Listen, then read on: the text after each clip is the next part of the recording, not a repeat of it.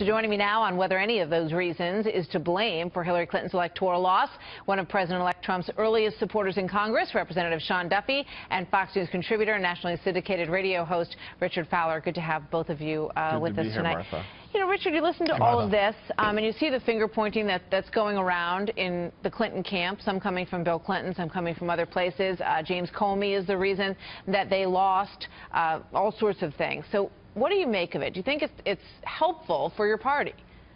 Well, no, I think the former president's wrong, and I think John Podesta's wrong on this point. We lost this election because we failed to have a authentic, convincing conversation with the American people on many of the issues that we as Democrats care about, one of those being raising the minimum wage. I think throughout Hillary Clinton's campaign, she changed her position a couple of times on that.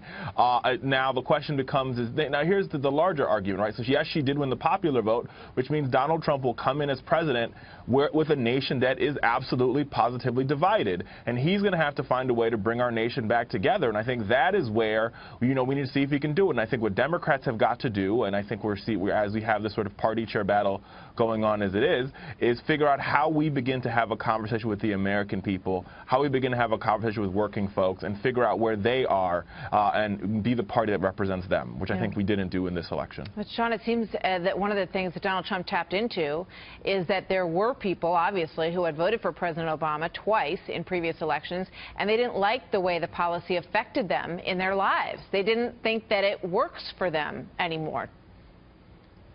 That's right. So this was a change election, Martha. People wanted a different pathway forward than the progressive liberal policies of the last 8 years of Barack Obama.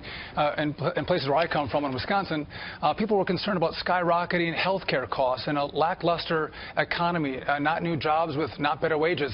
The southern border, Martha, where people are coming into our country without our permission or consent, but even then ISIS that inspires people here in America to take up arms and kill innocent American citizens. You see now what's going on in Turkey and in Berlin. All of those things taken together made people come out and say, we want a different direction, we want to change. And for Democrats, many of them are looking to say, you know what, this could have been an email leak, or this was the fault of the FBI.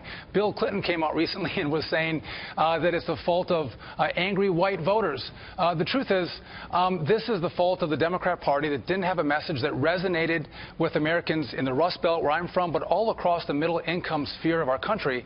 And if they don't have an honest conversation about what cost them the election, they are going to be in the political desert for years to come. What do you think, Richard? No, listen, there's some truth to that. Now, where I will disagree is that I thought, let's take, for example, the state of Maine, where Donald Trump won the rural areas of the state of Maine because they have their delegates are their electorates are sort of partitioned.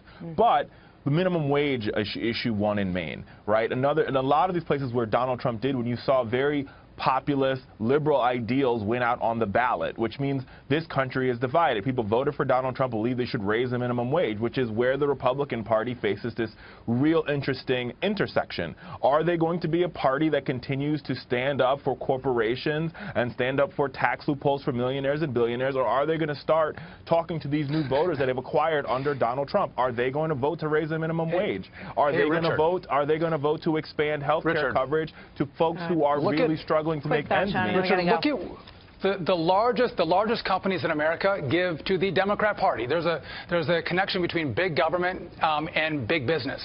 And just here in Wisconsin, you had Russ Feingold giving the exact same message that you're giving, and Ron Johnson won with a huge margin, the first time a Republican senator won in a presidential cycle since 1980. So that message hasn't worked, Richard. And the bottom line is, you can talk all you want about big business, but it's a Democrat Party that billionaires. Look at Obamacare. You want Obamacare with health care. We're going to have that conversation that's going to be ongoing for months and months. Thank you.